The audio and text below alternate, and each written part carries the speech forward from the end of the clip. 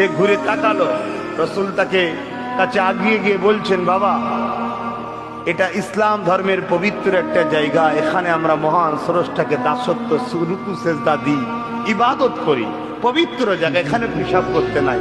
বাস এতটুকু কথা। এই বলুন, পারবো আমরা?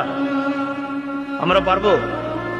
তাহলে আমরা প্রকৃত এখনো কমপ্লিট ইসলামের উপরে সব করতে পারছি না, এটা আমাদের ভুল। সে মানুষটা তখন কি উত্তর দিচ্ছে জানেন? তা আমি কি করব?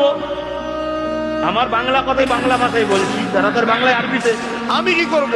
তোমার পবিত্র জায়গা তো। বলুন, পাশে যারা ছিল তারা সবে ইসলাম কবুল করেছে, সে গরম মিজাজ এখনো কাটেনি, তারা ঘুমসে উঠছে। নবী বলছে থামো। আল্লাহ রসুল তাকে বললেন আপনি যেতে পারেন। সে চলে গেল। রসুল এই সকল সাথীদেরকে বুঝাচ্ছে, আরে মানুষ তো ভুল হতেই পারে, মানুষের তাকে রাগ দেখাবার কি আছে? সে ভুল করে ফেলেছে, ছেড়ে দাও, আল্লাহ তাকে হিদায়ত করুক, ব্যাস। নবী বললেন পানি নিয়ে আসো। আহা, দোনো জাহানের সুলতান পানি ঢেলে দিচ্ছেন, পানি ঢেলে দিচ্ছেন, আর এদেরকে সান্ত্বনা দিচ্ছে, আর ও বাইরে গিয়ে লুকিয়ে লুকিয়ে দেখছে। আর কোন সময়ের কথা বলছি? যে সময় নিজের বাপ, নিজের